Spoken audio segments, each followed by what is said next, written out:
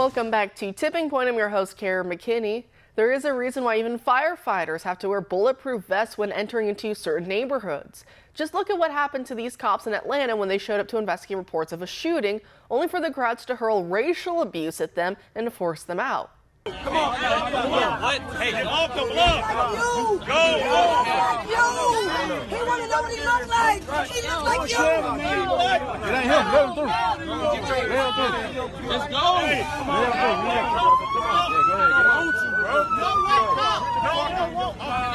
Never stand right here, you don't! Get your white face out of here!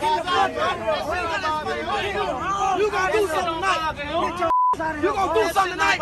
You don't knock me out! Man, get the out of here! See, Smith? Get your white face out of here.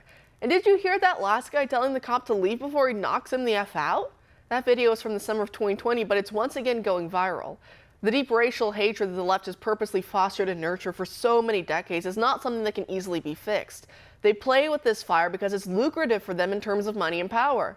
Just look at the lawyer representing an online personality who goes by the nickname Meatball to her almost 200,000 followers on Instagram. She allegedly filmed herself in a mob of looters raining down hell on stores in Philadelphia just a few days ago, smashing up and stealing from the likes of Apple and Lululemon after a cop was acquitted for defending himself against a suspect armed with a knife. And now she's facing 6 felony counts in connection with it. But her lawyer says that criticizing the actions of her client are tantamount to an all-out assault on black and brown people, especially when her mugshot's shown. That's her lawyer's literal argument. It's not an exaggeration. Told you the race game is lucrative, but at what cost? The destruction of this nation's social fabric of a high-trust society.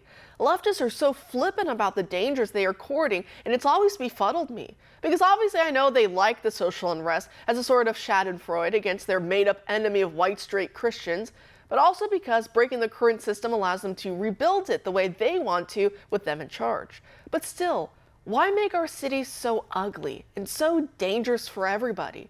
Do they really not think those criminals they passionately fight for aren't going to come kill them too? Now, sadly, Josh Kruger, an openly gay left-wing journalist in Philadelphia who is devoted to protecting Soros-backed DA Larry Krasner and mocking anyone who dared to say that the city was even the teensiest, tiniest bit less safe, was now found shot to death inside his home around 1:30 a.m. Monday morning.